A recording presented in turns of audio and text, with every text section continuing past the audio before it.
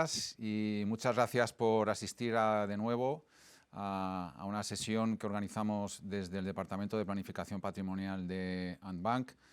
Si mal no recuerdo, ya es la cuarta que hacemos, de una serie que ya iniciamos hace aproximadamente un año y medio, y mi agradecimiento tanto a las personas que se han conectado para seguir esta sesión como a los asistentes con los que contamos hoy. Hoy vamos a hablar de un tema que yo considero que es tan amplio como nosotros lo queramos hacer, porque es un concepto que no está definido en ningún sitio y que es la planificación patrimonial. La planificación patrimonial puede ser tan simple como la gestión eficiente de una cartera de activos, como la gestión eficiente de un patrimonio, pero ya no solo desde el punto de vista económico, sino desde el punto de vista fiscal, desde el punto de vista civil, y puede abarcar muchos ámbitos de nuestra vida. Puede abarcar la sucesión, puede abarcar la preservación durante nuestra vida, puede abarcar la planificación o la protección del patrimonio durante nuestra carrera profesional, puede abarcar múltiples aspectos, muy importante también el tema de la empresa familiar, y eso es lo que queremos tratar hoy. Contamos con 5 expertos que ahora voy a presentar. Y creo que la idea de hoy es, como siempre, dar ideas sobre cómo debemos o cómo podemos ocuparnos en la protección de nuestro patrimonio. En primer lugar, voy a presentar a las personas que hoy nos acompañan. Rafa Vallet, socio de CK Magán, muy buenos días. Buenos días. Guadalupe Díaz Único, socia de Gómez Acebo y Pomo, muy buenos días. Buenos días. Ramón Santos, socio de Crow, muy buenos días. Julio Sen, socio fundador de Sen Ferrero. Buenos días. Y Carlos Ferrer, socio de Quatre Casas. Hola Marcelino, ¿qué tal? Muy buenos días. Al igual que doy las gracias a las personas que se han conectado, también les doy las gracias a ellos por dedicar su tiempo para estar acompañándonos en este momento. Ya sin más, vamos a empezar con Rafa Vallet y un tema que normalmente la experiencia que yo tengo, que tenemos en el departamento, es que es un tema que en la mayor parte de los casos no se le presta atención, no se deja para el final, quizás por diferentes motivos, ¿no? Por lo que ello implica. Y es el tema de la sucesión, del testamento. Así que, Rafa, te dejo paso. Y yo la primera pregunta que te puedo hacer es si conviene hacer testamento o no. Pues muchas gracias, Marcelino. Pues fíjate, yo creo que al testamento no se le da la importancia que realmente tiene. Yo creo que es un acto tal vez el más trascendental que hacemos las personas en nuestra vida, porque es cuando decidimos a quién y cómo podemos dejar un patrimonio, si es importante, aunque no sea importante, o una empresa familiar, a las personas que nosotros queremos. ¿Si es importante otorgar testamento? Por supuesto. Es decir, ¿por qué? Primero de todo, porque es el testador el que ordena la sucesión. Es decir, yo decido a quién quiero dejar mis bienes. Luego facilitas muchísimo las cosas a los herederos, porque ya está todo muy bien fijado y solo tienen que ejecutar. Impides sobre todo que el patrimonio pueda caer en malas manos o en manos indeseadas. Permites un control eficaz para el caso de que haya menores incapacitados. Y sobre todo lo que haces también es no generas un pequeño bloqueo que se puede realizar en caso de que haya un conflicto entre herederos. Y tal vez lo más importante es que si hay testamento no se abre lo que se llama la sucesión intestada, que entonces es la ley quien decide a quién y cómo van los bienes. Hablando de leyes, la siguiente pregunta que creo que conviene hacerte es si podemos testar libremente, es decir, si podemos dejar nuestro patrimonio a quien queramos, qué previsiones contiene la ley, y sí que me gustaría también que hicieras un poco mención a regímenes especiales que tenemos en derecho catalán y en el derecho gallego. Bueno, sobre todo, ¿se puede testar libremente? Sí, pero con matices. Es decir, la ley te establece la obligación de dejar una porción de la herencia a lo que se llaman los herederos forzosos o los legitimarios. Esa parte de la herencia, aunque tú no quieras, la ley te obliga a dejarlos. Aquí, sobre todo en este aspecto, pues claro, España es un país absolutamente rico en leyes, y realmente tenemos las leyes en derecho común y todas las leyes lo que son los territorios forales, por lo que cambia dependiendo de lo que es la residencia del fallecido, del causante. Es muy importante, sobre todo, decir pues, que las legítimas van variando y sobre todo, la protección incluso de lo que es a lo que se denomina el cónyuge, ¿no? Porque igual que en derecho común sí que los cónyuges tienen un derecho a la legítima, que son los hijos, los cónyuges, a veces los padres si no hay descendientes, pues es importante matizar que hay comunidades como es la catalana, que realmente el cónyuge no está protegido. El cónyuge no tiene derecho a ningún tipo de lo que se llama legítima. Entonces realmente pues, son circunstancias que se deben valorar a la hora de hacer testamento. Después, sobre todo, en todo el tema que has dicho, las formas de hacer incluso son los pactos sucesorios en el tema, tanto en Galicia como en Cataluña, que me lo has comentado. Aquí hay diferentes formas, digamos, de protección del patrimonio. Aquí en Galicia se puede realizar lo que se denomina, que son los diferentes tipos de pactos sucesorios. Recordar que un pacto sucesorio es la posibilidad de dejar en vida los bienes a las personas, es decir, que tiene efectos intervivos, pero con causa, digamos, mortis causa. Entonces, lo que en Galicia están los pactos de mejora y los de apartación. Los de mejora es cuando tú entregas un bien a un heredero, que no tiene por qué ser descendiente.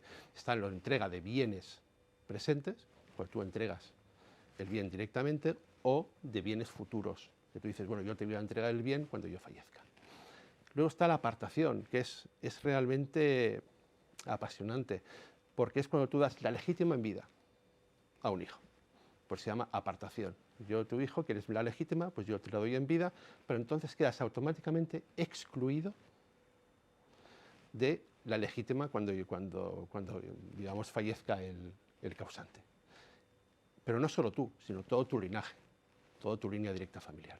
Y eso tampoco significa que el legitimario que ha perdido lo que es la legítima luego pueda ser heredero, porque igualmente puede ser heredero voluntario. Es decir, si somos dos hermanos, a mí ya se me ha dado la legítima, a mi hermano le tiene que dar la legítima y el resto se puede dividir tranquilamente entre los dos herederos.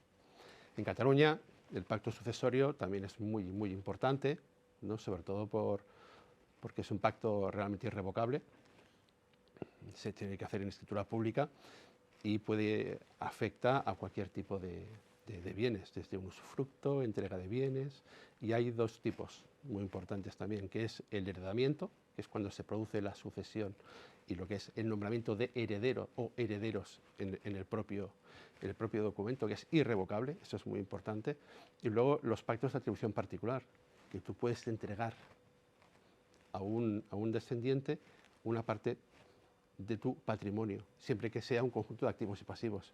Aquí Ramón ya lo explicará, pero sobre todo incluso se da importante en Cataluña, que es la propia entrega o sucesión de lo que es de la empresa familiar. Gracias, Rafa.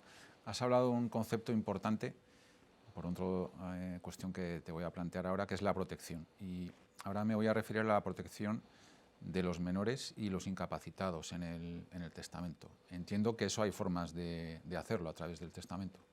Sí, realmente hay formas. Es decir, nuestro ordenamiento jurídico es muy rico, lo que te permite es otorgarles a ellos la titularidad y hacer pues, que el patrimonio sea pues, administrado por diferentes personas pues, establecidas en el testamento, incluso pues, los albaceas.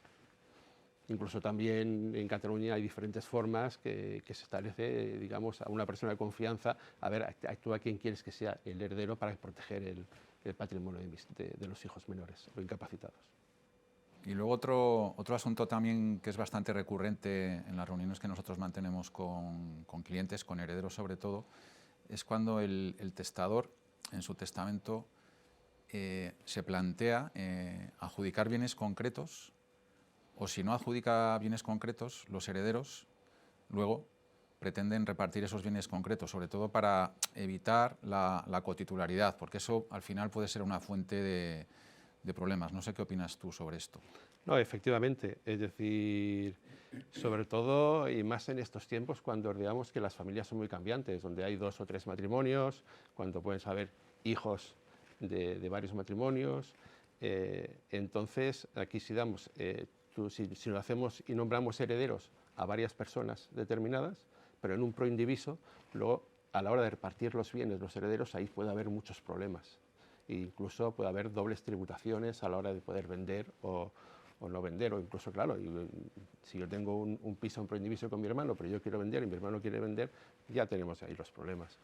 Entonces, realmente es mucho mejor, siempre que se pueda, por supuesto, pues hacer una asignación por lotes, es decir, hacer legados, prelegados o incluso nombrar herederos, pero asignando a cada uno de los herederos un lote determinado, porque entonces cada heredero sabe perfectamente lo que se le asigna. Evitas una doble tributación y evitas también conflictos en la herencia.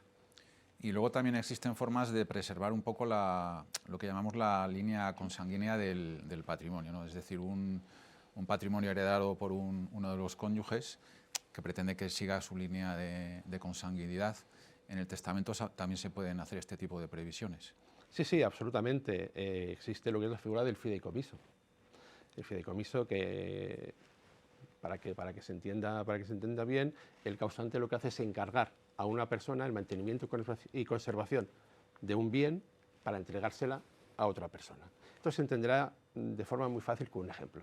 Es decir, si mi padre tiene ahí una casa familiar que siempre ha ido pasando en la línea recta descendente, mi padre quiere que se siga conservando, lo que hace es, pues como tengo hijos, me lo deja a mí en fideicomiso. Entonces yo soy lo que se llama fiduciario, tengo que mantener, conservar, tengo la posesión, puedo tener los frutos, pero con la obligación de dejársela a mis hijos. Entonces de esta forma, digamos, sigues la línea recta de la consanguinidad y, muy importante, tienes el control efectivo de la herencia. Evitas también que el patrimonio pase a manos indeseadas, que eso también el testador siempre es lo que cuando viene al despacho es lo que siempre transmite su preocupación, sobre todo cuando hay excónyuge, cónyuge, hijos de un matrimonio, hijos de otro matrimonio, y realmente es complejo. Sí, eso es así. Y otro tema que nosotros sabemos también que a veces no tiene los efectos deseados es cuando en el testamento se deja el usufructo, por ejemplo, al cónyuge. Sí, si bien en los derechos forales y en el derecho común se establecen varios usufructos al cónyuge, claro, aquí hay que tener varias cautelas. Es muy importante, ¿vale? El usufructo, ¿qué significa? Pues yo tengo la posesión de todos los bienes, eso me puede generar rentas, me puede generar frutos, está muy bien, pero claro, ¿qué pasa cuando tengo activos financieros? ¿Qué pasa cuando tengo cuentas bancarias? Aquí el cónyuge no tiene acceso a las cuentas bancarias ni a los productos financieros, solo tiene acceso a los intereses. Entonces esto realmente es un problema muy grave. Yo siempre lo advierto, cuidado porque estás dejando desprotegido a tu pareja y entonces al menos si quieres el usufructo, hazle un prelegado de las cuentas bancarias, de una serie de productos financieros, de determinadas cuentas, para que al menos el cónyuge cuando tú faltes esté protegido, porque realmente, por desgracia, vemos verdaderos dramas. Sí, sí. Bueno, en definitiva, después de la intervención de Rafa Vallet, yo creo que nos debemos de quedar con la idea de que es recomendable prever la sucesión, hacer testamento. Hay que tener en cuenta que el testamento nunca puede ir en contra de las previsiones del derecho civil, aunque es verdad que yo he visto a lo largo de mi carrera muchos testamentos variopintos, como en uno de ellos pues encargaban 1000 misas en un año, y durante un año 1000 misas, que eso salía a 3 misas al año. La verdad es que era una barbaridad, pero así lo dispuso el testador. Sí que es verdad, vuelvo a insistir, que es una preocupación de algunos de nuestros clientes y que entendemos que más que una preocupación debe ser una ocupación. Yo creo que esta expresión la voy a decir bastante a lo largo de esta sesión. Bueno, pasamos a cosas más terrenales y vamos a pasar con Guadalupe Díaz Único, socia de Gómez Acebo y Pombo, fiscalista, experta, entre otras muchas cosas, en fiscalidad internacional y en lo que nos ocupa hoy, pues en temas fiscales relacionados con el matrimonio, el régimen económico del matrimonio y, por qué no, pues también en la fiscalidad del fracaso matrimonial, ¿no? de las rupturas matrimoniales y también los pactos matrimoniales. Así que, Guadalupe, te dejo que nos expliques un poco cuál es tu experiencia con estos temas y, sobre todo, yo quería empezar con algo tan simple como el régimen económico del matrimonio. Ya sabemos que dentro de los regímenes económicos del matrimonio tenemos el régimen de gananciales y el régimen de separación de bienes. Ambos tienen sus ventajas y sus inconvenientes. Desde el punto de vista económico, mi opinión personal es que el régimen económico que más nos protege es el de separación de bienes, porque en caso de una crisis patrimonial dentro del matrimonio, al menos una parte del patrimonio queda protegido si la crisis afecta al patrimonio del otro cónyuge, con lo cual una parte, la parte del cónyuge no afectado por esa crisis patrimonial, pues sí que quedaría protegida. Pero bueno, Guadalupe, te dejo paso que nos des tu opinión sobre estos temas. Estupendo. Y has dicho, vamos a comenzar por algo sencillo, que es el régimen económico matrimonial, y complejo a la vez. Resulta sorprendente incluso la cantidad de veces que nos encontramos con clientes que no saben en qué régimen económico matrimonial están casados. Y ya no te digo cuando sumamos un componente internacional, ¿no? Es de las primeras preguntas que creo que como fiscalistas, para poder hacer un adecuado asesoramiento, tenemos que conocer. Para los que nos escuchan hoy y que no sepan, quizás empezar por la idea de qué es un régimen económico matrimonial. Tú has hablado de la sociedad de gananciales, de la separación de bienes. Es el conjunto de normas que regulan nuestros aspectos patrimoniales, ¿no?, de la vida matrimonial. Evidentemente tenemos una cantidad de aspectos que son personales, pero los patrimoniales los determina el régimen económico matrimonial. Como ideas me gustaría transmitir la primera, que parece que si somos catalanes estamos obligados a casarnos en separación de bienes, ¿no? Y si somos madrileños nos casamos en sociedad de gananciales. Lo primero, como decía Rafa, el derecho es muy rico y nos da absoluta libertad para decidir en qué régimen económico matrimonial queremos comenzar la vida matrimonial. Incluso nos deja cambiarlo durante el transcurso del matrimonio. Es decir, no por estar en Cataluña tengo que aplicar necesariamente una separación de bienes, no por estar en Madrid una sociedad de gananciales. E incluso, si me permitís, una modalidad avanzada ya para modalidad experta, que sería combinar los regímenes. Tenemos un tercero que aquí en España está regulado, pero que se usa poco, se usa en Aragón, un régimen similar, que es el de participación en las ganancias, que también combina uno con otro, pero por ejemplo en Alemania es un régimen muy popular. La mayoría de los matrimonios están casados en este régimen de participación en las ganancias.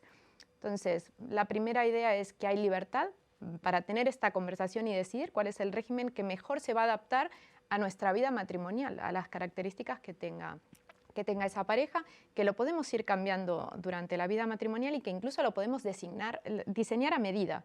Podemos decir, por ejemplo, que estamos en sociedad de gananciales, pero no para la empresa familiar, ¿no?, de la que luego hablará Ramón. Podríamos hacer una combinación. Y el derecho nos da un instrumento que son las capitulaciones matrimoniales, que se hacen ante notario, o en Cataluña que le llamamos pactos en previsión de ruptura. Es un nombre un poco tétrico, si queréis, pero es pactos en previsión de ruptura y también podríamos regular allí las características del régimen. ¿Y por qué nos importa a los fiscalistas?, ¿no? Porque al final yo he tenido que aprender de estas cosas para poder asesorar en la fiscalidad. Y voy a poner un ejemplo claro para quienes nos escuchan, que es en el impuesto de patrimonio, ¿no? En el impuesto de patrimonio, un inmueble, por ejemplo, puede estar a nombre de uno solo de los esposos, pero si ese inmueble es ganancial, ese inmueble pertenece a los dos esposos y lo tenemos que declarar en el patrimonio de los dos esposos por mitades. Por eso incluso cuando vienen matrimonios del extranjero, lo primero que tenemos que saber cuando nos dicen, bueno, ¿y qué me va a tocar pagar de impuesto de patrimonio? Lo primero es determinar en qué régimen estás casado. Y luego ya hay países como Estados Unidos que depende del estado donde te hayas casado también, ¿no? Tienen un régimen como nosotros que depende de la comunidad. Y es complejo, muchas veces determinar cuál ha sido el régimen aplicable es complejo, requiere un estudio de derecho internacional privado, diría. Muy bien, y los pactos matrimoniales, que los has mencionado brevemente, sí que tienen también sus consecuencias fiscales, al igual que los convenios reguladores. Sí, ya cuando el régimen económico nos impacta durante toda la vida matrimonial, pero digamos que la máxima virtualidad la tiene en el momento de su extinción, ¿no? Que es en la crisis matrimonial. Y allí es cuando, si estamos en separación de bienes, pues habrá unas consecuencias, si estamos en la sociedad de gananciales, habrá otras. Entonces, el instrumento que los fiscalistas vamos a tener sobre la mesa, la gran mayoría de las veces, porque afortunadamente las estadísticas dicen que 7 de cada 10 casos acaban en un convenio regulador, quiere decir que no acaban en los juzgados, ¿no? Y es donde los fiscalistas tenemos más campo para poder asesorar, ¿no? Porque cuando estamos en los juzgados realmente lo fiscal pasa a un segundo plano, ¿no? Pero cuando tenemos la posibilidad de trabajar en un convenio regulador bien hecho, que es en el caso en el que los cónyuges llegan a un acuerdo que van a llevar a homologar al juez. Incluso desde el 2015 existe el divorcio notarial. Se puede ir al notario cuando no hay hijos menores y el contenido será similar al del convenio regulador. ¿Qué esperamos ver en un convenio regulador? En el mundo patrimonial, ¿no? Quitando las relaciones personales o los efectos personales. Vamos a ver la adjudicación del uso de la vivienda, por ejemplo, que se puede adjudicar al cónyuge que no es el dueño registral de esa vivienda, ¿no? Que esto evidentemente tiene efectos fiscales. Vamos a ver el régimen de compensaciones de los cónyuges, es decir, quién le debe una compensación a quién y en qué concepto. Aquí es donde aparecen las pensiones compensatorias o prestaciones compensatorias, como las llaman en Cataluña, o la famosa, que tanto ha dado que hablar en el ámbito fiscal, que es la compensación por trabajo en el hogar, ¿no? Que es una manera de compensar a aquel que se ha dedicado más intensamente al cuidado de la casa, de los hijos o de trabajar para el otro cónyuge. También se regulan los alimentos a los hijos. Y luego hay otro apartado que es el de la liquidación de los bienes comunes, ¿no? Que pueden ser bienes gananciales si estamos en gananciales o bienes que hemos comprado en conjunto. Como te puedes imaginar, todo esto tiene múltiples consecuencias fiscales, ¿no? Y aquí existe otra vez lo que nosotros llamamos autonomía de la voluntad, que no es otro que libertad para pactar. Dentro del mundo de las compensaciones que el derecho nos ofrece, pues pactarán los cónyuges primero qué compensaciones van a acordar, su quantum y mucho más, su forma de pago, ¿no? A veces puede ser, y a mí me gusta cuando explico estos temas, les doy siempre un ejemplo que es, acordamos que la casa que tenemos en común la dividimos y te la quedas tú y no me vas a pagar nada. La idea base siempre es esa, es la que nos transmiten los cónyuges que quieren hacer. Te la quedas tú y a mí no me vas a pagar nada por la mitad que te estoy entregando. Claro, ¿qué nombre le ponemos? Es decir, ¿le estamos pagando una prestación compensatoria con esa mitad? ¿Le estamos pagando una compensación por trabajo en el hogar? A veces no se escribe nada. Yo soy contraria a no escribir nada, porque entonces es la administración tributaria la que interpretará qué quisimos decir, ¿no? Pero hay que ser claros en la redacción de los convenios. Pero este supuesto hecho, que es el mismo en los tres casos, las consecuencias fiscales son radicalmente diversas según se entrega en pago de una compensación por trabajo en el hogar, de una prestación compensatoria, simplemente de una entrega, de una liberalidad, si eso existe en el mundo del divorcio. Y desde luego yo creo que hemos hecho una labor de adoctrinamiento hacia los abogados de familia de que la fiscalidad tiene que estar presente en la negociación del convenio regulador. Sí, has dicho una cosa, Guadalupe, que creo que es muy interesante. Una sola palabra has dicho, de todo lo interesante que has dicho, que es el orden. Porque tanto en la sucesión como en la gestión del patrimonio en vida, yo pienso que el orden es muy importante. Y cuando hablo de orden me refiero a las titularidades del patrimonio familiar, porque es común, es habitual que nos encontremos con personas que tienen parte de su patrimonio personal en sociedades. Por ejemplo, en algún caso hemos visto casos de una sociedad en donde tenía un terreno donde luego se ha construido una vivienda, pero que esa construcción ha sido pagada con el patrimonio personal. Entonces, bueno, se trata de un inmueble donde una parte es titularidad de una sociedad y otra parte es titularidad del matrimonio, de dos personas físicas, ¿no? Luego, deshacer todos esos ovillos que se forman con los líos de las titularidades es complicado, y más cuando llega el momento de la sucesión o el momento de la ruptura del matrimonio. Por eso nosotros pensamos que un concepto importante dentro de la planificación patrimonial es el orden.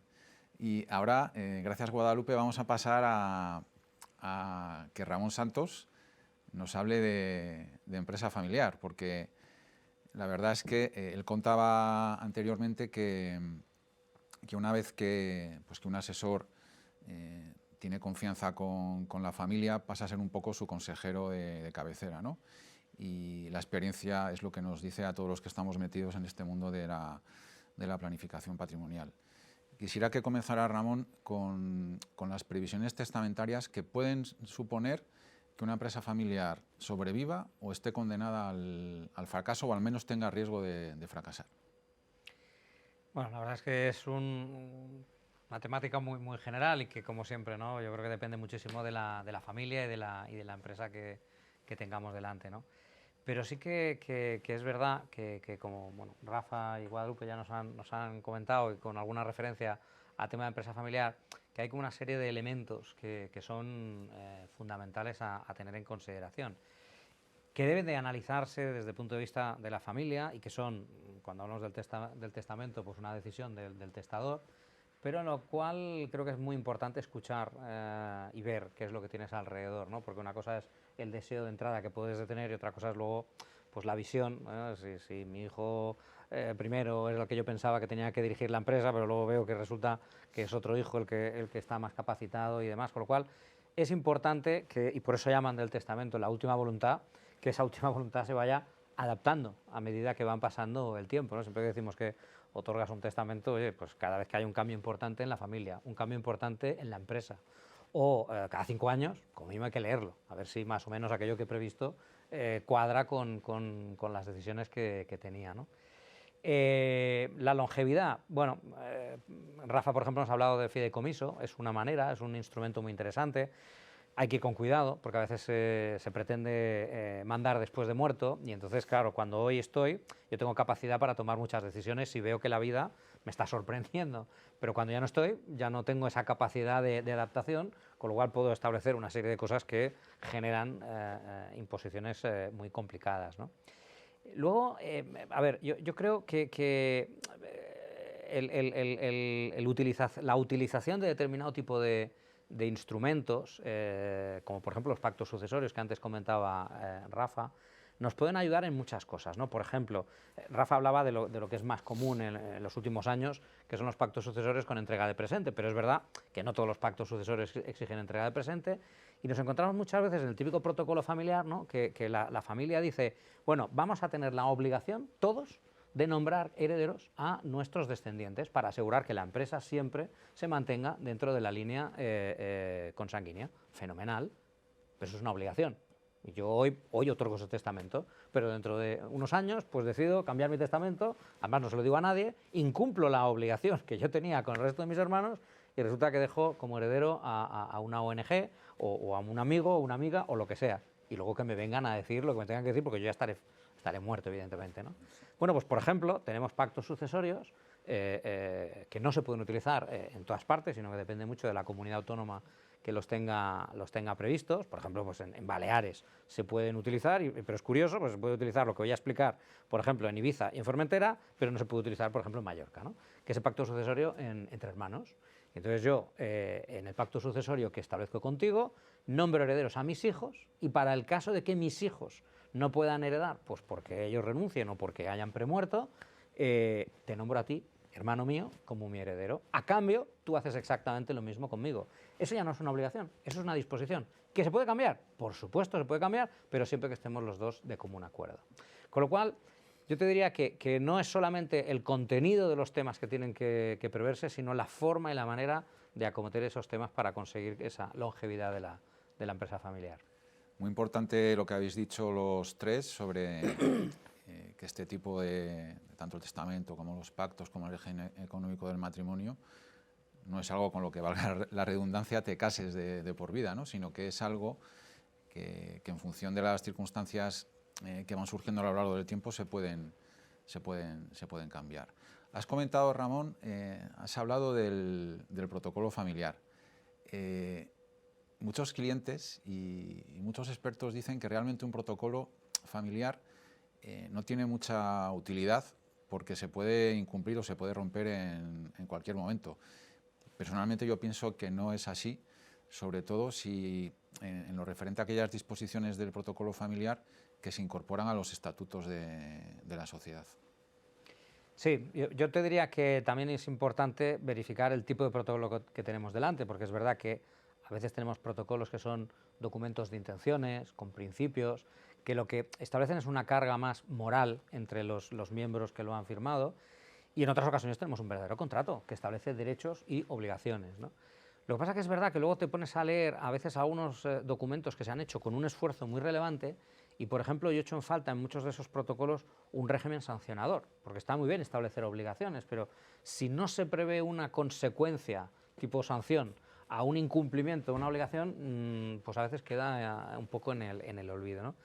Por lo tanto, esa construcción nos va a permitir que el día que pueda llegar a generarse un conflicto hayan menos posibilidades que ese conflicto acabe provocando pues, una paralización en la empresa o una disolución de la misma, y que se establezca una serie de automatismos frente a ese tipo de conflictividad.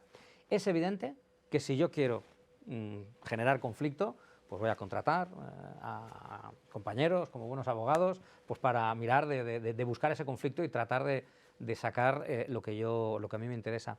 Pero es importante haber hecho el trabajo del protocolo, porque fíjate que solo con eso nos cambia un poco un paradigma. Voy a poner un ejemplo para que se entienda fácil lo que quiero decir. Yo soy uno de los socios de la empresa y como soy un socio soy un propietario. Por lo tanto, ahora tengo un hijo que porque considero que es un crack y por lo tanto va a funcionar fantástico en la empresa, o pues porque no es tan crack y le veo que tiene dificultades para colocarse en el mercado laboral, quiero que trabaje en la empresa familiar, ¿vale? Y como soy un propietario tengo derecho. Y vengo un día a la reunión con mis hermanos y yo quiero exigir que mi hijo participe en la empresa. Y ya la tenemos liada porque evidentemente todo el mundo analiza la cuestión de si puede o no participar en la empresa pensando en esa persona en concreto. Claro, si todo este trabajo lo hacemos antes de que esa situación se produzca, todos tomamos una decisión objetiva, sin pensar en ese caso concreto. Entonces, cuando ya lo hemos decidido y yo he participado en esa decisión, cuando yo tengo esta situación de mi hijo que quiero que participe en la empresa, me ha cambiado el paradigma. Yo ya no vengo a exigir esa situación, sino que vengo a pediros, por favor, que cambiemos aquella decisión que tomamos, porque creo que mi hijo puede aportar, bla, bla, bla, bla, bla, bla, bla, y ese cambio de paradigma es muy importante precisamente para que la conflictividad baje mucho. No se evita, pero sí, sin duda, se reduce muchísimo. Y en lo referente a la supervivencia de la empresa familiar, sí que hay cosas tan simples como adjudicar nuestra empresa en el testamento a aquellos descendientes que sepamos que son los que se van a involucrar en la empresa. Porque si dejamos en proindiviso las acciones de nuestra empresa familiar a todos los herederos y no todos se quieren involucrar en que esa empresa crezca, y por el contrario va a haber dos hijos que sí se van a involucrar en esa actividad y con ánimo de expansión, de capitalizar la empresa y demás, y por otro lado hay otros dos o tres que necesitan vivir de los dividendos y los beneficios que produzca la empresa, pues ahí es cuando empiezan los conflictos de verdad. ¿Qué piensas sobre la idea de adjudicar las acciones de nuestra empresa familiar a quienes sepamos que realmente van a continuar con la actividad de la misma? Yo creo que con carácter general es muy complicado conseguirlo porque en la mayor parte de las ocasiones las empresas familiares el patrimonio lo tienen dentro de la propia empresa familiar. No tengo una empresa familiar y luego un patrimonio mobiliario o inmobiliario aparte que me permita pues, tomar decisiones como la que tú apuntas, ¿no? Es decir, dejar a una persona, perdonad, dejar a una persona, a uno de mis hijos, un patrimonio inmobiliario, un patrimonio financiero y aquel, como dices tú, que vale realmente, pues dejarle el patrimonio de la empresa familiar. Es difícil por la constitución normalmente del patrimonio familiar que tenemos. Pero aparte, también te digo, con carácter general, la mayor parte de personas, cuando pensamos en nuestros hijos, pensamos en una protección general de nuestros hijos, ¿no?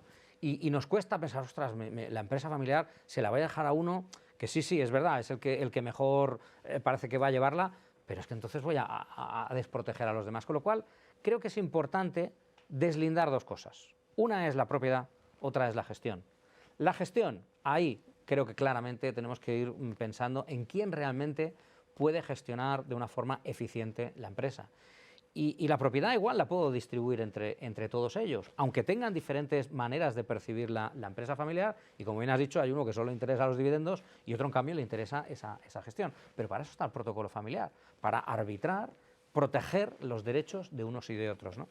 Y me dirás, ¿y esto cómo se hace? ¿No? Pues se hace, hay muchas maneras de hacerlo, pero por ejemplo, un sistema que cada vez estamos utilizando más, por ejemplo, es el sistema de las clases de participaciones, establecer votos plurales para determinadas participaciones, de manera que económicamente puedo dejar a mis hijos prácticamente lo mismo, pero resulta que a uno de ellos les dejo unas acciones privilegiadas que le permiten lo que sería la toma de decisiones, la gestión, la capitanía de ese barco, pero estableciéndose un pacto de socios o un protocolo familiar en el cual se establecen toda una serie de medidas que permitan proteger a esa minoría que no tiene ese control, digamos, del día a día societario. Y ahí es muy importante pues, el establecimiento de mayorías reforzadas para la toma de determinado tipo de asuntos. Yo creo que es mucho mejor ir por esa vía que no por esa otra vía que tú enunciabas, que de entrada es muy plausible, pero que es muchas veces muy difícil, por esa necesidad de proteger a los hijos y por normalmente la composición del patrimonio que tienen. Es complejo. Y otra cuestión es la figura del consejero externo. ¿Tú crees que es útil en todos los casos? ¿En qué casos puede ser una ayuda para la protección y la supervivencia de la empresa familiar? ¿Y qué papel debe de tener el consejero externo? Mira, yo creo que el consejero externo tiene un papel muy importante, ¿vale? Y cuando dices esto, somos abogados que trabajamos en este tema y de alguna manera la sensación es que ya está vendiendo la importancia que tenemos en este papel. Pero fijaos, nosotros cuando, por ejemplo, acometemos un proceso de estos, una de las primeras cosas que hacemos es una charla individual con cada uno de los miembros de la familia. ¿Por qué es una charla individual? Pues porque está demostrado que yo no digo las cosas exactamente igual si está mi padre, mi hermano, mi hijo delante, si yo hablo con un tercero independiente con el que puedo hablar, sé que hay confidencialidad, que no va a utilizar esa información señalándome con el dedo, y eso permite a ese asesor de fuera, de una forma fría, de una forma objetiva, determinar, uno, cuáles son los temas en los que esta familia fácilmente se va a poner de acuerdo. Dos, cuáles son los temas que hay que trabajarlos poco a poco, porque estos temas son, digamos, de grandes discrepancias entre los miembros. Y luego, por otra parte, porque además el consejero externo, como su palabra indica, es un consejero, no toma decisiones, pero sí que tiene esa capacidad de poder decir, oye, en mi experiencia, como yo estoy trabajando con otras empresas y otras familias y he visto muchos casos, yo os explico qué cosas creo que pueden llegar a pasar, con el objetivo simplemente de que las penséis, las valoréis, las discutáis y podáis anticiparos a tomar una decisión. Por eso yo creo que ese papel del consejero externo es tan importante. Otro tema que comentabas, o que comentábamos, es la donación en vida de la empresa familiar, ¿no? Fiscalmente, yo creo que lo más efectivo es la norma fiscal, porque lo que nos dice es que cuando una persona dona sus participaciones de la empresa familiar y lo quiere hacer sin fiscalidad, pues debe retirarse, ¿no? Debe tener más de 65 años y debe de ejercer funciones de dirección. Yo creo que eso es positivo porque cuando decidimos donar nuestra empresa, estamos donando tanto las acciones de la sociedad como nuestra vida, porque nuestra vida la hemos dedicado a la empresa, pero no siempre es así, ¿no? Es verdad, es verdad. Donación, que yo diría donación o pacto sucesorio con entrega de presente, porque es verdad que son dos instrumentos con sus ventajas e inconvenientes. Pero yo creo que aquí hay dos elementos importantes a tener en cuenta. Uno, y es verdad, en nuestra práctica profesional, pues cuando las personas se plantean estas cosas, ¿no? Dicen, sí, pero esto de anticipar en vida, ¿no? y regalar a mis hijos. Uno, yo quiero tener el control de la empresa, pero no por nada, porque muchas veces son personas que ya están fuera del día a día, han dejado la gestión a sus hijos, pero de alguna manera quieren tener como mínimo un freno de mano. Si mis hijos empiezan a llevar la empresa por una dirección que yo creo que es absolutamente desacertada, que eso puede provocar un problema grave, me gustaría tener esa posibilidad de redirigirlos, no quiero perder ese control. Y no solo eso, un poco el control afectivo, ¿no? Si yo ya hago la anticipación en vida, pues hoy, el día de Navidad, ven todos mis hijos tranquilamente, pero si lo hago, pues igual mañana empiezan a tener otras prioridades, o papá, que me ha salido un problema, no puedo venir y demás, ¿no? Hay mecanismos para conseguir mantener el control, aunque se haga una transmisión económica muy relevante, y para incluso tener, digamos, ese premio al hijo que se porta bien o se porta mal. Pero la anticipación en vida creo que es algo que cuando ya llega a una determinada edad es fundamental planteárselo. Planteárselo por dos razones. Una, como tú decías, ¿no? Pues esa retirada nos va a permitir que nuestros hijos, que ya son propietarios, puedan sentarse a tomar las decisiones que antes comentábamos, de temas especialmente complicados, con un maestro, que es esta persona que ha hecho este acto de generosidad, que es el que tiene la experiencia, es el que puede dar su visión y que muchas veces puede mediar, ¿no? en temas de discusiones. Esto es un entrenamiento que se está produciendo y que el día que este señor o señora fallece, pues sus hijos ya están acostumbrados a tomar no decisiones por mayoría, decisiones por consenso. Pero lo más importante, a mi modo de ver, que es el motor principal que está provocando este análisis de anticipaciones en vida, es el motor fiscal. Hoy por hoy, pues en comunidades autónomas, pues como Madrid, por ejemplo, que tenemos una bonificación tan importante en el impuesto sobre sucesiones, o en otras comunidades autónomas donde hay una reducción del 95% de empresa familiar, pues la tributación de una transmisión en vida, bueno, pues es más o menos correcta, para que tengamos una idea, un ejemplo. Una empresa valorada en 20 millones de euros con dos hijos, pues en Madrid, por ejemplo, tributaría tendente a cero. En Cataluña, por ejemplo, pues tendría más o menos un coste de $500.000 de euros entre los dos descendientes. Vale. ¿Qué pasa si dentro de 2, 3, 4 años la reducción de empresa familiar, los requisitos se endurecen, se reduce esta reducción? No estamos hablando de ciencia ficción. La OCDE está insistiendo que el impuesto de sucesiones y donaciones es un instrumento que tiene que utilizarse para lograr la redistribución de la riqueza. La Unión Europea está diciendo que hay que proteger los mecanismos de empresa familiar, pero los está enfocando mucho a pequeñas y medianas empresas. El libro blanco para la reforma fiscal señaló la necesidad o la conveniencia de reducir la parte de base sobre la que aplicar la reducción, con lo cual esto puede llegar a pasar. ¿Qué pasa si además se cambia la ley de financiación de las comunidades autónomas y comunidades como Madrid no tienen la bonificación que tienen hoy? Y esto tampoco es ciencia ficción. Impuesto a las grandes fortunas lo tenemos encima de la mesa, ¿no? Bueno, pues cuando yo hago el cálculo, resulta que este ejemplo que os he explicado de 20 millones de euros, estos dos hijos, de pasar a pagar 0 o medio millón de euros, pueden pasar a pagar 5 millones de euros. 5. Y si ese dinero no lo tienen en su bolsillo, sino que lo tienen que sacar, lo tienen que extraer de la compañía, esos 5 millones se transforman en casi 7. Si esta empresa de 50 millones de euros, era la valoración que hacía, pasa a ser una empresa de 200 millones de euros y 3 hijos, por ejemplo, los importes son tremendos. Podemos estar hablando de 20 millones de euros de coste fiscal. Claro, cuando uno ve estas posibilidades que se pueden producir en el futuro, la necesidad de hacer el análisis de esta anticipación y gozar de la seguridad jurídica que nos da el régimen fiscal actual, creo que es una cosa que es necesario acometer, como mínimo estudiarlo. Gracias, Ramón. Bueno, Ramón me ha hecho casi la introducción para el paso a nuestro siguiente ponente, porque ha dicho una palabra que seguramente la ha escuchado muy a menudo, que es la palabra entrenamiento.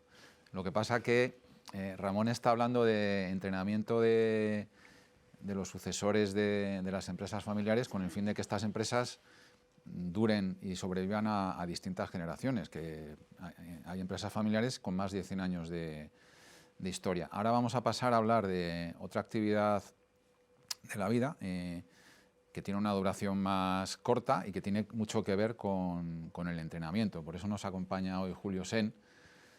Julio es experto en la fiscalidad y en la protección patrimonial y derecho de deportistas.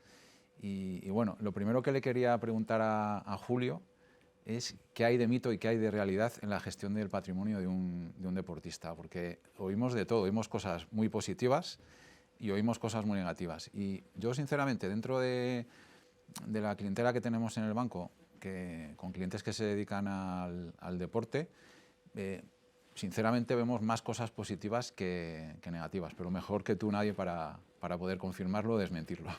Buenos días, Marcelino. Ante todo, muchas gracias. Quería que me ibas a preguntar si había entrenado esta mañana y mi respuesta iba a ser un no rotundo, ¿no? No está al día como para entrenar hoy. No está al día, muy frío además. Esa es la excusa perfecta para no ir a entrenar hoy. Yo creo que si analizamos en el mundo del deporte profesional, porque creo que es lo que estamos analizando, el 99% de la riqueza que se genera en el mundo del deporte profesional proviene casi mayoritariamente del mundo del fútbol en España. Pues un deporte mayoritario, con unas generaciones de ingresos brutales, con lo cual deberíamos centrar un poco el tema en el mundo del fútbol para que sea muy fácil de ejemplarizar con casos específicos para que la gente lo pueda entender. En el mundo del fútbol, recordemos que tenemos chavales con una madurez personal baja, porque la vida profesional se establece y se desarrolla entre los 18 años y los 36, una duración máxima de 18 años. Cuando una persona normal de la calle, pues trabajamos, dependiendo si vamos a cobrar pensión o no, 35 o 40 años. Y donde en el mundo del fútbol, en primera división, por ejemplo, para hacer un esquema rápido, esta semana pasada la Liga de Fútbol Profesional comunicaba y establecía cuáles eran los límites de coste de plantilla, es decir, la carga salarial que los clubes reparten en primera división, ¿no? Y esto rondaba aproximadamente los 2.000 millones de euros o aproximadamente. Bueno, esos 2.000 o 3.000 millones de euros, que era más o menos la cifra que venía, dividido entre los 500 jugadores profesionales que componen las 20 plantillas profesionales de primera división, 25 por equipo, dan una media de 6 millones de euros brutos de media por cada uno de ellos. Imaginaros todos con 18 años cobrando 6 millones brutos. Pero también tenemos que establecer que esos 6 millones brutos suponen una fiscalidad media de un 50%, no voy a entrar en Madrid, no voy a entrar en Barcelona, no voy a entrar en ningún otro lado, supone que generan unos 3 millones netos durante ese periodo de tiempo, que puede ser más alto o menos alto, distribución pues muy uniforme entre todos ellos, y lo que supone es que te encuentras con personas con 18 años generando patrimonios de 3 millones, con una capacidad de gasto muy elevado, con una ausencia de planificación financiera y con una formación financiera bastante escasa. ¿Eso qué hace? Que hace que sea absolutamente necesario que ellos se rodeen de personas de confianza. 1, su agente deportivo; 2, su banquero; 3, su asesor fiscal o jurídico; y 4, su familia, que son las 4 personas principalmente que componen el entorno de todos ellos. Entonces, estos chicos, con esa escasa formación, con una vida tan intensa desde el punto de vista deportivo, porque al final entrenan todos los días 2 horas y dicen, bueno, esto no supone nada. Bueno, recordemos que estos señores cuando terminan con 35 años son verdaderos personas con una limitación física significativa porque han machacado su físico, ¿no? Entonces, su carrera profesional, si bien es muy buena la generación de ingresos durante esos 14, 15 años, es muy mala posteriormente, con lo cual tienen que saber gestionar todos esos ingresos extraordinarios que se pueden obtener durante su carrera personal para esa falta de ingresos que van a tener en el futuro hasta que alcancen una mayoría de 65, 70 años. Con lo cual, al final, tienen que saber planificarse. Y para ello, sin duda alguna, necesitan de la ayuda de las entidades financieras y de los gestores patrimoniales, que son absolutamente vitales para ellos. Yo creo que la vida laboral es muy corta, su generación de ingresos es muy corta, pero su capacidad de generación de ingresos es brutal. Y por lo tanto, la planificación financiera es absolutamente prioritaria en estos casos. Muy bien, Julio. Estamos hablando de la carrera profesional de un deportista, pero después de la carrera deportista, ¿con qué nos podemos encontrar? Pues lo normal es, y yo creo que hay muchos ejemplos en el deporte americano principalmente, donde se generan unas cantidades increíbles de fortunas profesionales que al final, cuando finalizan su carrera profesional, 5 o 6 años después, están totalmente arruinados, ¿no? Primero, por esa falta de planificación. Segundo, por intentar mantener un nivel de vida similar al que tenían cuando eran deportistas y generaban ese exceso de rentas, con lo cual yo creo que aquí lo que tenemos es, nos vamos a encontrar con muchos problemas y con una falta de planificación que hará que no puedan vivir al mismo ritmo de vida que tenían. Y por lo tanto, una vez más, esa planificación financiera es absolutamente clara. Pero no nos olvidemos, imaginemos una persona que ha generado esos 3 millones de euros de media, que tampoco es una media muy elevada, pero tampoco es baja. Para el resto de los humanos es muy alta. Pero 3 millones durante 15 años son 45 millones. Quitemos los gastos, que supuestamente sean 9, queda un patrimonio de 30 millones. 30 millones durante 30 años de vida es 1 millón por año. Es un dineral para cualquiera de los que estamos sentados aquí. Con lo cual, lo que tenemos que hacerles es hacerles pensar acerca de cómo gestionar su gasto durante los años de carrera personal y su poscarrera. Y sobre todo para que se puedan preparar para el día después, porque una persona con ese patrimonio no puede estar en casa sentada esperando a recibir rentas. Tienen que trabajar en lo que corresponda, en lo que puedan trabajar, y para eso, durante ese periodo de tiempo de formación, tienen que tener una formación adicional que les permita volver a entrar en un mercado laboral diferente, normal, razonable, como el que todos nosotros vivimos, pero que ellos no están acostumbrados. Y dentro de vuestro día a día, me imagino, Julio, que os encontraréis con casos que afectan o que tienen que ver mucho con lo que nos ha comentado Rafa del tema testamentario, sucesión y demás, quizás los menos, porque es gente muy joven. Tema de régimen económico de matrimonio y separaciones y demás, que nos ha comentado Guadalupe, seguro que está a la orden del día. Y luego empresa familiar también, porque sí es cierto que muchos deportistas durante o después de su vida laboral o profesional se convierten en empresarios. Entonces sí que les interesa un poco todo el tema sucesorio, el tema de la fiscalidad y cómo estructurar sus negocios. Yo entiendo que es así, ¿no? Que eso es parte de vuestro día a día también. Es parte del día a día, pero hay cosas que son complicadas hablar con ellos. Es decir, hablar con una persona de 24, 25 o 18 años de que tienes que testar es harto complicado, sobre todo cuando te llega un andaluz y dice, Quillo, por aquí no vayas, que esto no es bueno, ¿no? Pero la realidad es que es muy complicado para ellos hablar de esa situación y les entiendo. Yo creo que tampoco con 24 años ninguno de nosotros habría testado y si lo ha hecho, de verdad, enhorabuena, porque era un hombre previsor, hombre o mujer. Ellos sí que es cierto que son personas muy jóvenes, que buscan estabilidad muy rápida en un entorno muy agresivo hacia ellos, porque al final personas que generan dinero con esa facilidad y con esa escasa formación hace que sean absolutamente el centro de interés de terceros que quieren obtener o, digamos, entrecomilladamente, colaborar con ellos. Ante esa situación, lo que suelen hacer normalmente es casarse muy pronto, casi siempre con sus parejas de siempre, de la niñez, pero el día a día hace que pues, esas parejas tan jóvenes pues, evolucionen de una forma compleja, ¿no? Entonces, cuando decíamos, Guadalupe, pues que hay esas conversaciones de, oye, ¿qué nos casamos? ¿En gananciales, separación de bienes, lo que corresponda? Es muy complicado para ellos hablar de esto, sobre todo porque al final hay tanto gap entre la pareja, uno y otro, en generación de ingresos, que se hace harto complicado y se puede convertir en un punto negativo incluso para ellos, ¿no? Pero sí es necesario hablar con ellos y prepararlo. Igual que el testamento, cuando corresponde, llega un momento que es absolutamente adecuado. Y ahí es donde empiezan las dificultades. Oye, lo voy a testar, voy a poner un activo a nombre de uno. No, déjalo. Vamos a hacerlo lo más sencillo posible para que tú lo entiendas. Porque cuanto más más complejo lo hagamos, más difícil será para ti defenderlo y explicarlo a terceros, ¿no?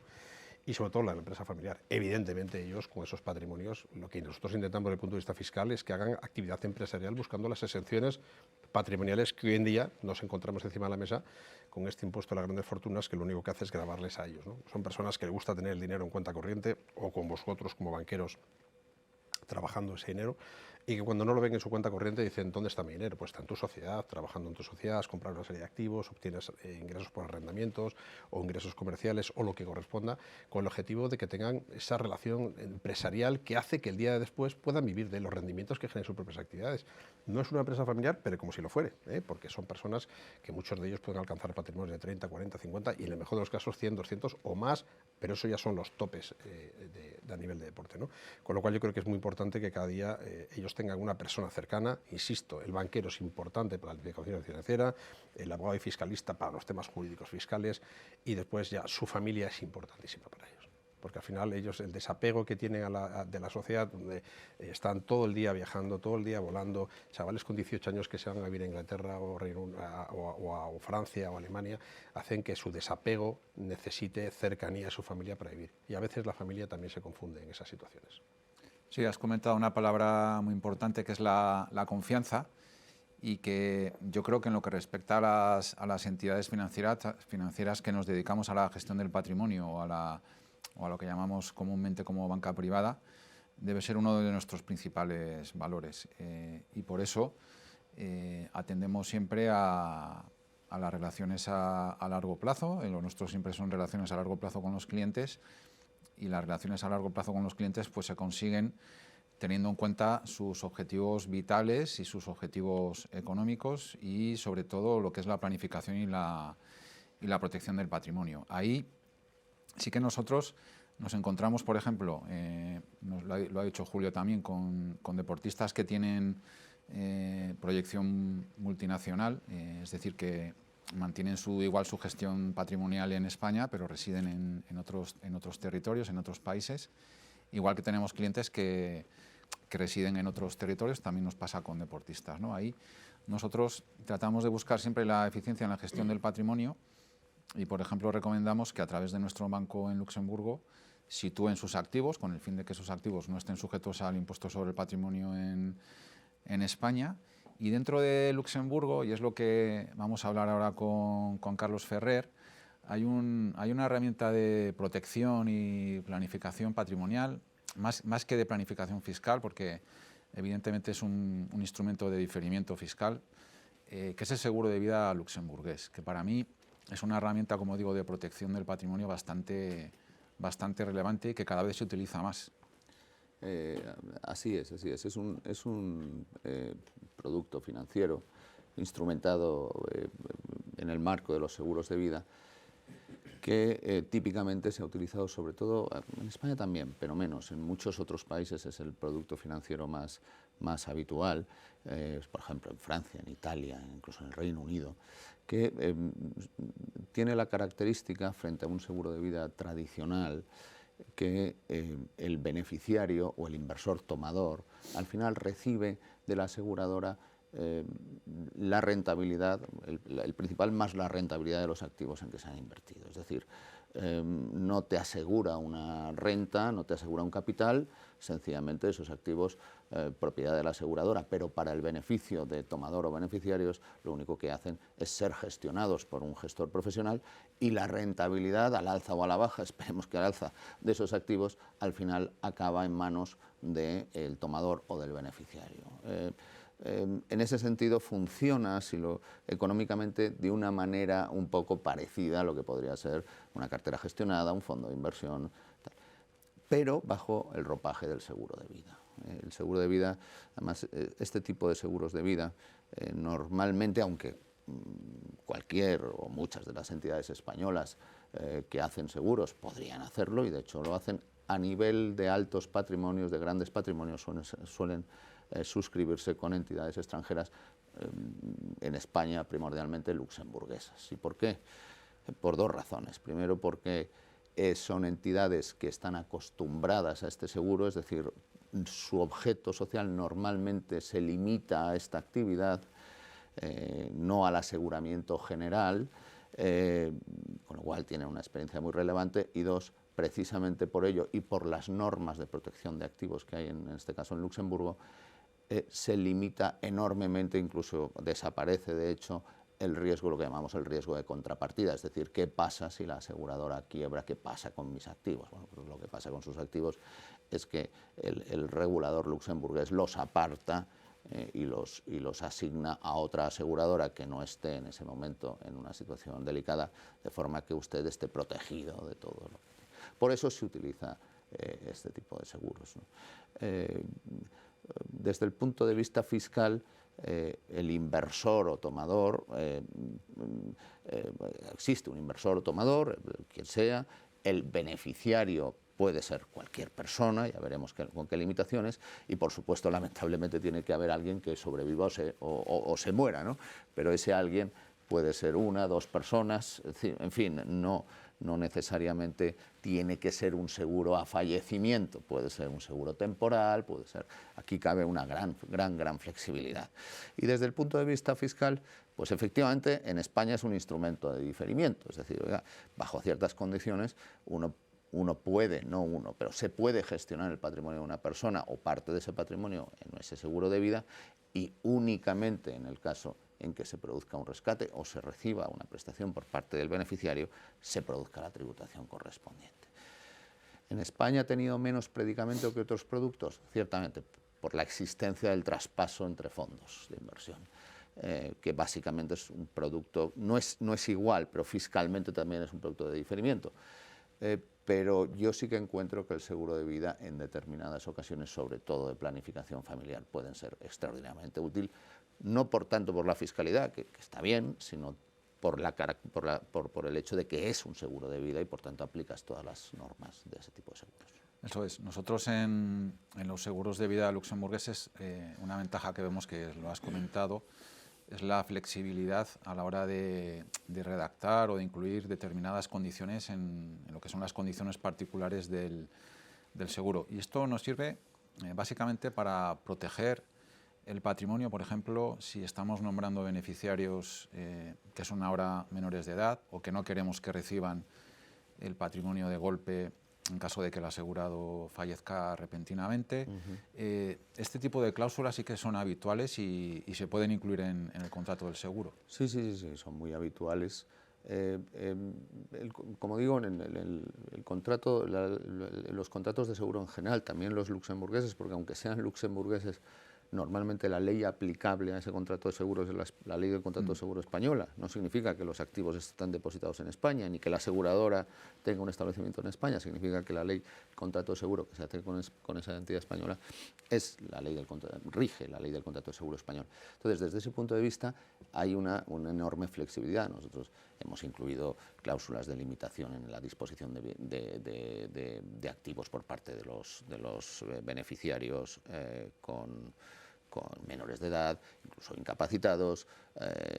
Hemos establecido situaciones en las que la muerte del asegurado, de uno de los asegurados, no necesariamente dispara la percepción de la renta o del capital, y eso tiene implicaciones fiscales muy relevantes. Hemos establecido incluso la posibilidad de que en la muerte del tomador asegurado siga el seguro, pero bajo el control, digamos, de una persona incluso tercera que pudiera aconsejar a los beneficiarios cómo invertir, cómo no invertir. Y efectivamente sí que creo, o sea, yo como lo veo, es como por supuesto hay limitaciones a esto. Uno no puede vulnerar legítimas, en fin, no se puede hacer determinadas barbaridades de las que podríamos hablar, ¿no? Y no es el único instrumento que permite eso. Lo que pasa es que lo permite de una forma muy sencilla. Y sobre todo permite que mientras esas limitaciones están ahí, el tomador, padre, madre normalmente, pueda decir cómo se deben gestionar ese patrimonio por parte normalmente de gestores independientes. Entonces la respuesta sí es extraordinariamente flexible, con una serie de limitaciones mínimas y desde luego sí que permiten tener un cierto control de cierto patrimonio hasta incluso después de fallecido el que lo ha aportado. También en el caso de personas con movilidad internacional, el seguro puede ser un buen instrumento, otra vez, de protección patrimonial, porque puede tener validez en determinados países. Sí, en general la experiencia demuestra que, primero, si uno suscribe un seguro de vida aquí en España, nada impide, como es natural, que se vaya a otro país y siga manteniendo ese seguro de vida. Nada hay de ilegal en ello, vaya por delante, ¿no? Y al revés tampoco, ¿eh? Ustedes también se puede observar, uno va a la zona sur de España o a Baleares y verá un montón de gente, si pudiera verlo, con seguros de vida, yo qué sé, británicos o tal. Eso no tiene ningún problema, en esencia, ¿no? Pero la cuestión es que tiene bastantes peculiaridades. Primero, no está cubierto por el exit tax en español, que eso, oye, pues es molesto cuando uno quiere cambiar de residencia, no está afectado por el exit tax. Segundo, cuando lo suscribes con una entidad no residente, bajo ciertas condiciones, digamos que la prestación que se reciba de ese seguro, cuando hay movilidad internacional, pudiera no quedar sometida a gravamen por el impuesto sobre sucesiones español, o por el impuesto sobre donaciones español, o por el impuesto sobre la renta español, renta de no residentes. Con lo cual permite una cierta movilidad sin atarte necesariamente al país donde estás. Y tercero, en general en Europa es un producto muy reconocido, con lo cual en muchas de las jurisdicciones europeas, con menos restricciones incluso que la española en términos de gestión, lo normal es que te funcione también a pesar de ser un seguro español como instrumento de diferimiento, como te puede pasar en el Reino Unido, Francia, en Italia, más complicado es Alemania. Cuestión distinta si te vas a Estados Unidos. Estados Unidos es mucho más complejo, pero por ejemplo estamos observando que en determinados países de Latinoamérica también funciona como un instrumento de diferimiento sustitutivo de los trusts, o por lo menos como mínimo complementario. Sí, nosotros en Ant Bank, dentro de los servicios que ofrecemos a nuestros clientes, está pues la posibilidad de contratar seguros de vida luxemburgueses que, como bien ha dicho Carlos Ferrer, son contratos de seguros que incorporan debajo una gestión de carteras, de manera que nuestros clientes ven en cada momento el tipo de gestión que se está haciendo, pero bajo el paraguas de un seguro de vida luxemburgués. Bueno, después de esta primera ronda de intervenciones, vamos a ir con la segunda. Antes sí que quiero comentar que a los asistentes que deseen realizar alguna pregunta, pues que lo podrán hacer a través del chat que tendrán en su aplicación de Zoom, y las contestaremos después de esta segunda ronda, que rápidamente vamos a hablar de algo que yo creo que no podemos dejar de abordar con los tiempos que corren, que es la fiscalidad. Llevamos unos meses, iba a decir, de sobresaltos en lo que a fiscalidad se refiere. Todo empezó allá por el mes de octubre, cuando el Gobierno anunció la creación de un impuesto de solidaridad a las grandes fortunas, que además en la presentación dijeron que iba a ser de una manera, pero luego fue de otra. Este impuesto se aprobó a finales de diciembre y ha entrado en vigor para el año 2022 y básicamente afecta a residentes fiscales en Madrid, en Andalucía y en Galicia, que es donde realmente está bonificado el impuesto sobre el patrimonio. ¿Por qué? Pues porque este impuesto se ha configurado como algo complementario al impuesto sobre el patrimonio. Vamos a empezar con Carlos Ferrer, que nos comentes un poco en qué situación estamos ahora y vuestra recomendación para aquellos clientes que se verán obligados a presentar el impuesto, pero que tienen en la cabeza la idea a lo mejor de recurrir o de impugnar su declaración. A ver, la situación que estamos ahora, en mi opinión, es de una enorme incertidumbre, porque teóricamente, bueno, teóricamente no, de acuerdo con el texto normativo que ahora tenemos, este impuesto caduca, digamos, o expira, siendo el último año que aplica este propio 2023. La primera cuestión es ¿se seguirá o no seguirá? Para que siga tiene que existir una acción positiva del legislador, si no caduca. Con lo cual, la importancia de lo que uno tenga o no tenga que hacer dependerá del ámbito temporal. Sobre todo en noviembre y diciembre de 2022, pues ha habido muchas personas que han querido hacer verdaderos cambios muy radicales en su estructura patrimonial. Y oye, lo que había que decir, oye, pero ¿de verdad quieres hacer este cambio? Porque es que a lo mejor en un año no. Entonces, bueno, yo creo que esto, efectivamente, prepararse para ese impuesto, que no lo haya hecho allá, porque la verdad es que cogió de improviso a mucha gente, pues por lo menos en 2023 tratar de parar el golpe lo mejor posible, buscando empresa familiar, buscando limitaciones de renta. 2022 a veces no ha sido tan fácil, desde luego, ni llegar a cumplir los requisitos de empresa familiar y a lo mejor, sobre todo, en situaciones de rentas incontroladas, pues como pueda ser, yo qué sé, un futbolista que gane mucho dinero o una persona, pues puede haber sido un desastre. Gracias a Dios, lo que sí que parece confirmado, por lo menos con el modelo, es que tal vez el impuesto teórico sobre patrimonio en Madrid, es decir, la cuota íntegra, pueda ser tenida en cuenta, no el efectivamente pagado, que va a ser cero, pueda ser tenida en cuenta los efectos de calcular el impuesto final sobre las fortunas en 2022 y ya veremos si en 2023. Si eso es así, la tributación para estas personas se reduce enormemente. Y dicho esto, pues vamos a ver. Lo que sí que ha ocasionado, primero, es un gran daño reputacional a España, enorme, gente que iba a venir, gente muy potente de muchos países, porque España está siendo un foco de atracción enorme desde Latinoamérica, y no solo en Latinoamérica. Decidió en última instancia irse a Italia, cosa que, bueno, pues eso es la vida, ¿no? Italia tampoco está mal, eso a mí particularmente me encanta, pero eso pasó, eso ha pasado, no tanto porque se recogiera el impuesto, sino por la manera tan abrupta, tan peculiar de hacerlo. Pero vamos, ahora mismo la recomendación es, oye, vamos a ver este 2023 qué se puede hacer.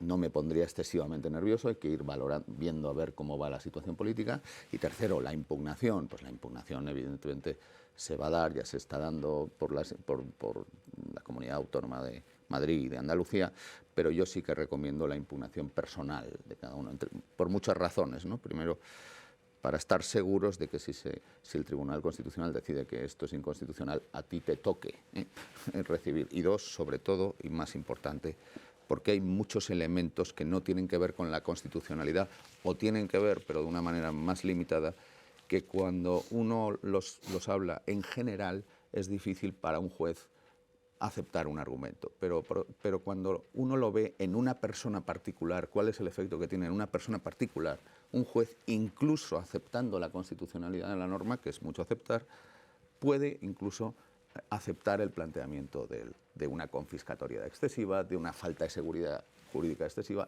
insisto, incluso si la norma no se declara inconstitucional. Por eso, simplemente por eso, yo lo haría, ¿de acuerdo? Tampoco... básicamente es donde estamos ahora mismo. Gracias. Julio, yo te quería preguntar, la actualidad del IRPF, ¿cómo influye en los clientes que vosotros tenéis, sobre todo este impuesto? Y finalmente, si la fiscalidad influye en el territorio en el que un jugador de fútbol decide continuar con su carrera deportiva o no. Es decir, si el cambio de un país a otro, en algunos casos puede estar motivado por la fiscalidad. No tengamos ni la más mínima duda. Personas con generación de renta en un periodo tan corto de tiempo, lo que tienen que buscar es una gestión eficiente de su fiscalidad. Entonces, hay muchos deportistas. España antes era un país receptor de talento deportivo, ahora somos exportadores de talento deportivo. Primero porque la excesiva digamos, agresividad de las autoridades fiscales hacia el deportista internacional ha provocado que un deportista no quiera venir a España porque si no sabe que aparecen los periódicos. Primero vamos al delito fiscal y después hablamos de lo que corresponda. Segundo, porque la carga fiscal en España versus otros países es significativo. Es decir, un wealth tax, un impuesto de patrimonio para grandes fortunas, cuando ya han tributado por ese dinero que han ganado, pues es relativamente confiscatorio. Y tercero, porque existen, digamos, jurisdicciones, jurisdicciones donde hay regímenes de impatriados, como existía la ley Beckham en España, la pueden llamar la ley Beckham en España, que hacían que tú no tributases más que por unas ciertas rentas que obtenías en el país donde digamos, trabajabas, ¿no?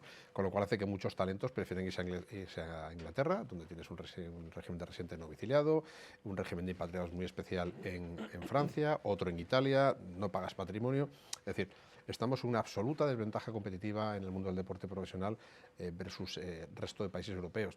Demagógicamente es fácil decir que los ricos no quieren pagar, pero la realidad es que la aportación a la economía por parte de los deportistas, que debían ser los mejores clientes de la agencia tributaria, pues no lo es.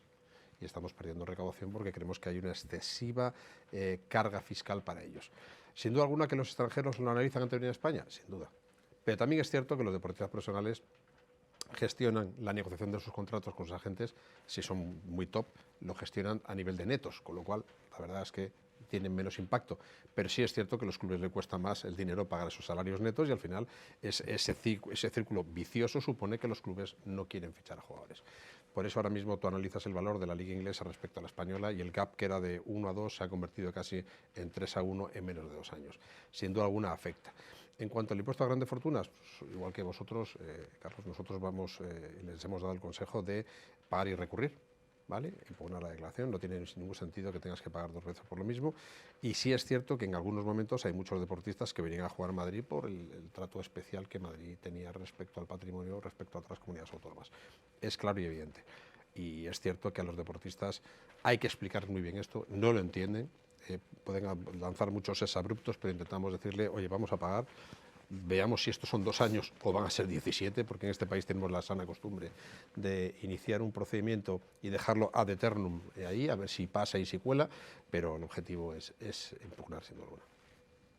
Ramón, y en el ámbito de la empresa familiar, yo creo que es importante, yo estoy observando una tendencia y es que los tribunales cada vez se basan más en el sentido común a la hora de dictar sus sentencias, ¿no?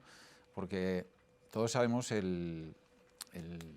lo que supone tener liquidez dentro de una empresa y es que esa liquidez, de entrada, la inspección suele considerar que es un activo o un afecto y que por tanto está sujeto a patrimonio y a sucesiones y donaciones.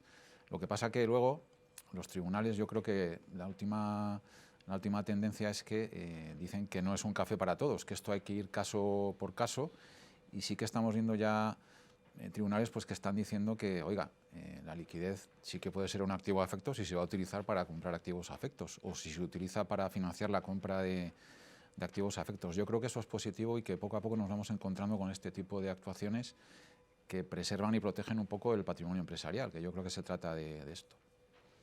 Sí, estoy totalmente de acuerdo. La verdad es que también es verdad que los tribunales utilizan cada vez más sentido común frente probablemente al sentido literalista y recaudatorio que está utilizando cada vez más la inspección o la propia Dirección General de Tributos cuando evacúa consultas, ¿no?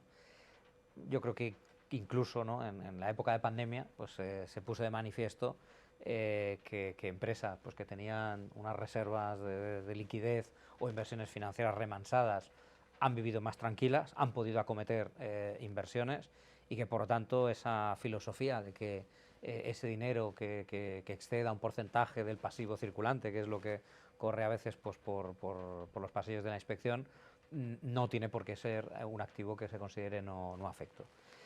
Yo creo que ahí, de todas maneras, la sentencia del Supremo más famosa, ¿no? que abrió un poco esa puerta, que se produjo en el 22, nos da una lección que creo que es relevante, ¿no?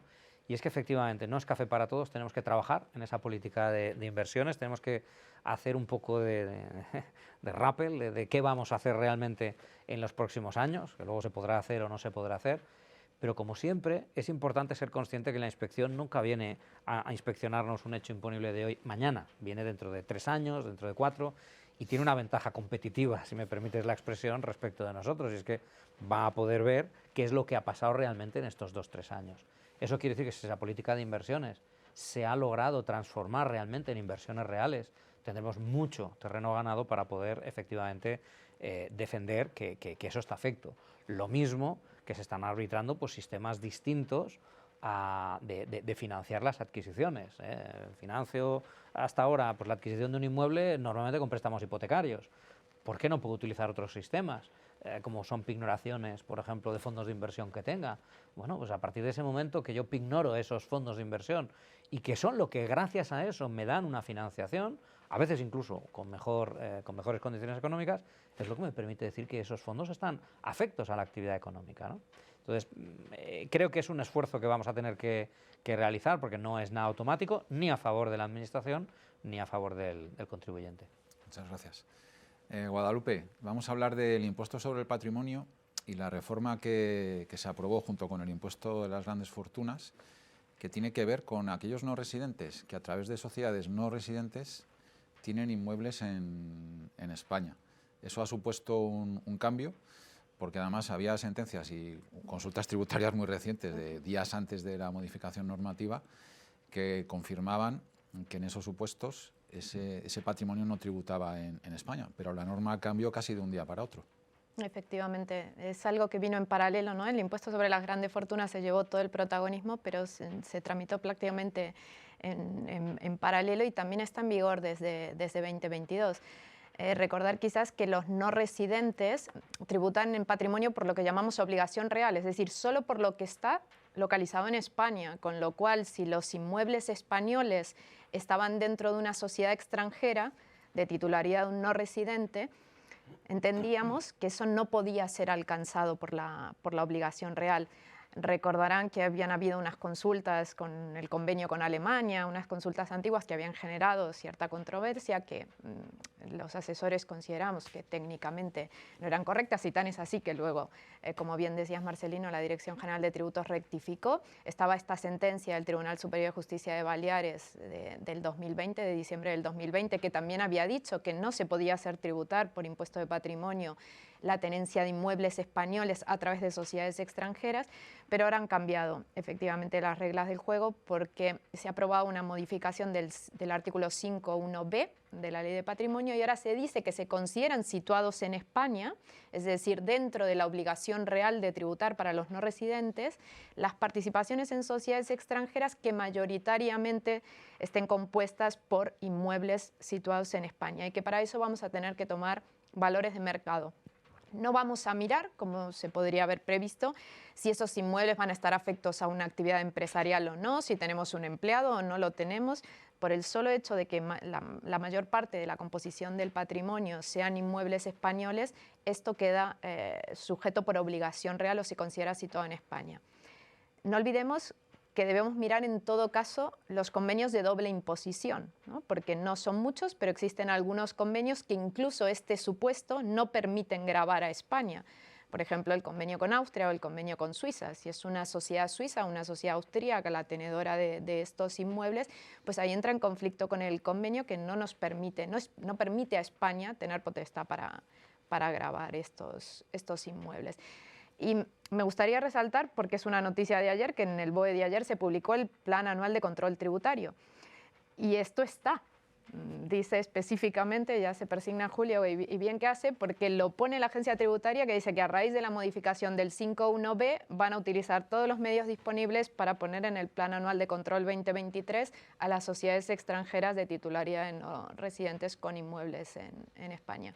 Así que esperamos que que esto nos va a dar mucho trabajo. Yo creo que es una norma que va a dar que hablar y que también será recurrible, porque yo creo que hay un trato discriminatorio frente a los residentes que tienen inmuebles, tanto a través de sociedades españolas como directamente en la titularidad.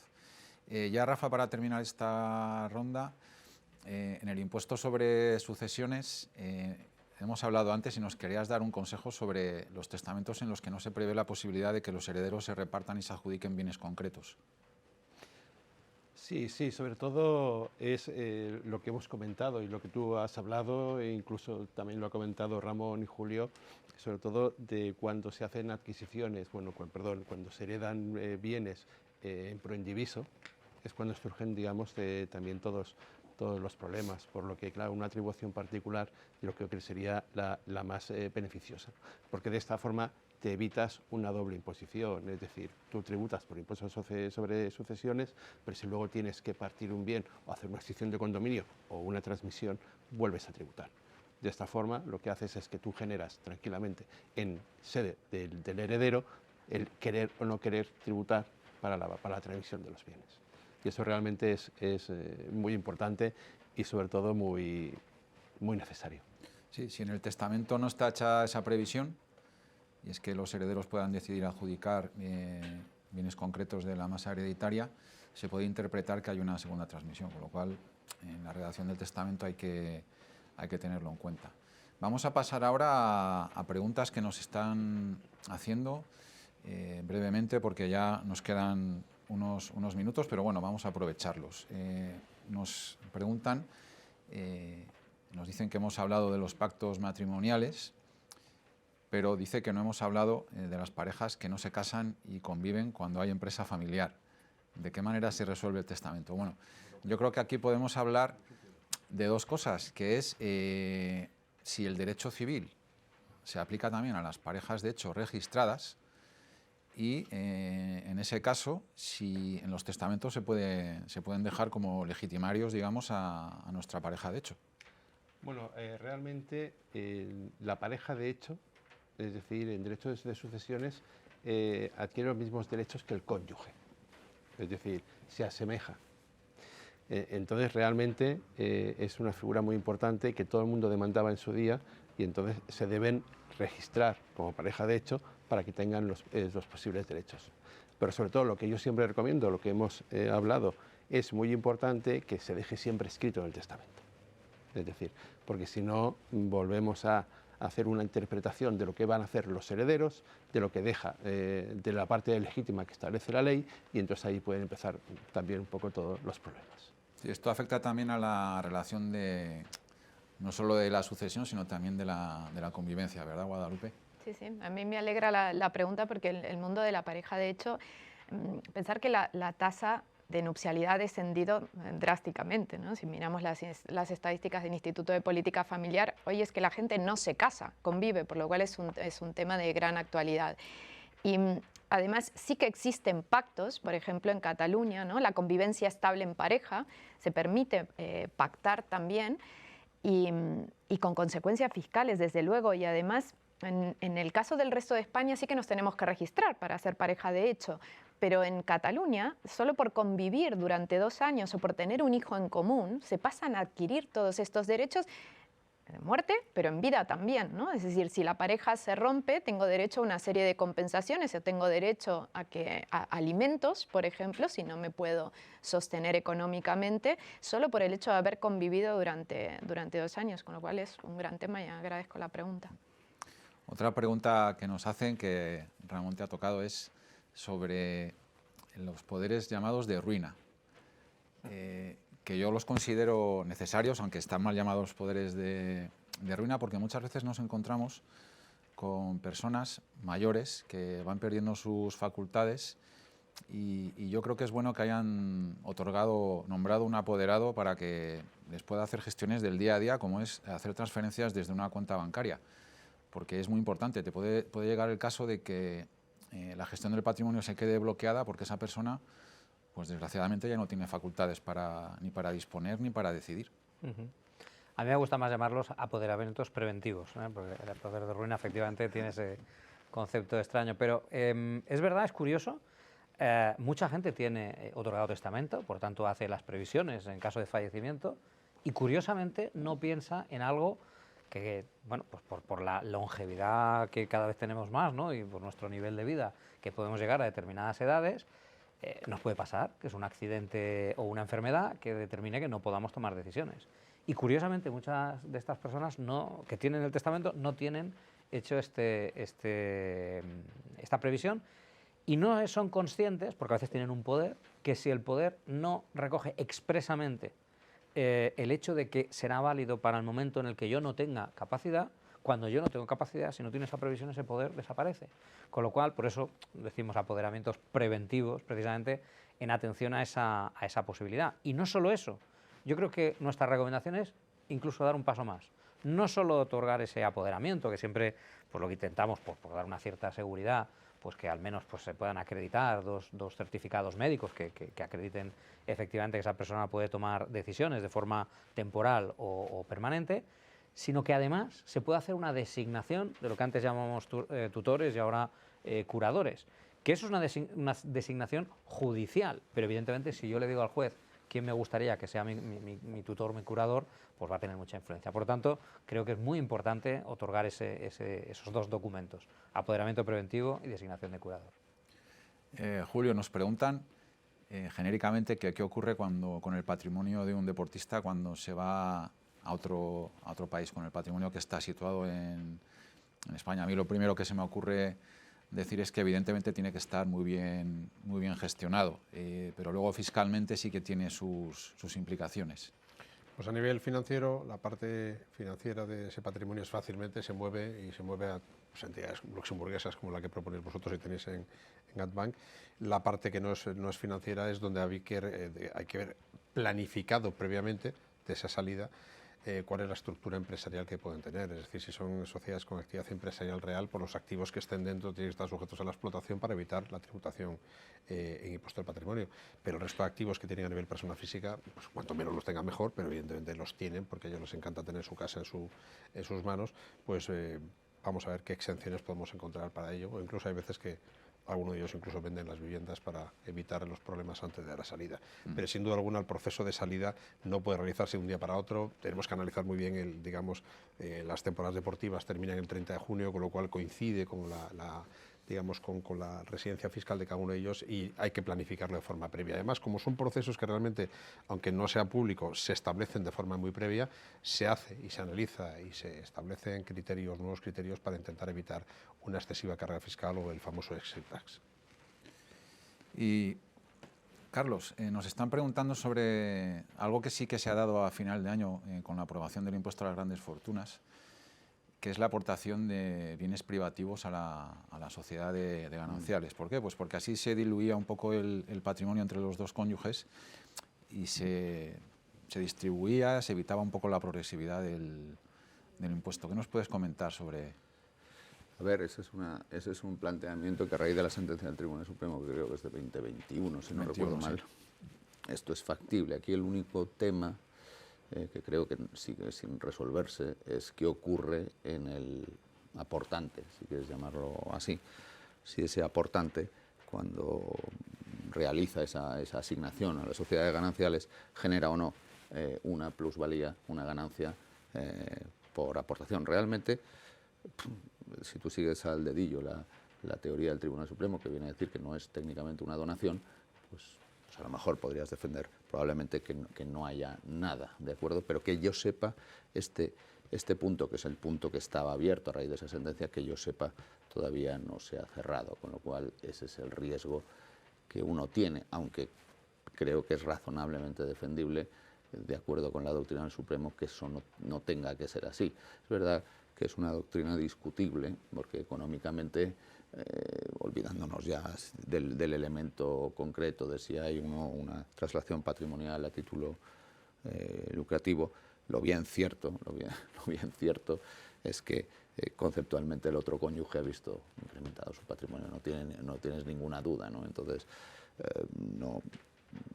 a mí no me extrañaría que hasta que esto se resuelva judicialmente haya una postura de la Administración bastante agresiva al respecto. No me extrañaría nada. Sí, es lo que comentábamos antes sobre la necesidad que tenemos de estar muy pendientes de la doctrina y la jurisprudencia. Por ejemplo, a mí me llamó la atención una sentencia, creo que es de Valencia, del Tribunal Valenciano, que era un caso en el que se donaban varios activos, unos tenían plusvalías y otros minusvalías. Siendo puristas y de acuerdo con la norma del IRPF, las plusvalías estaban sujetas a tributación en el IRPF del donante, pero esta sentencia lo que confirma es que como se dona todo en un mismo acto, se pueden compensar entre sí plusvalías y minusvalías y el neto es lo que estaría sujeto a tributación. Bueno, esto son cosas que es lo que decíamos antes, que van poniéndose del lado un poco del sentido común y yo creo que es favorable para los intereses de los contribuyentes. Bueno, se ha cumplido ya la hora y media de tiempo que teníamos prevista para esta sesión. La vamos a dar por finalizada y yo lo único que me queda es agradecer en primer lugar a todos los asistentes que nos han estado siguiendo desde sus pantallas y a los ponentes, porque para mí la verdad es que es un privilegio que hayáis podido venir. Yo creo que la sesión ha resultado muy interesante. Estoy seguro de que no va a ser la última que hagamos. Ya estamos pensando en que la próxima vamos a tratar el tema específico interesante de la empresa familiar. Así que muchísimas gracias y hasta la próxima. Gracias. Gracias.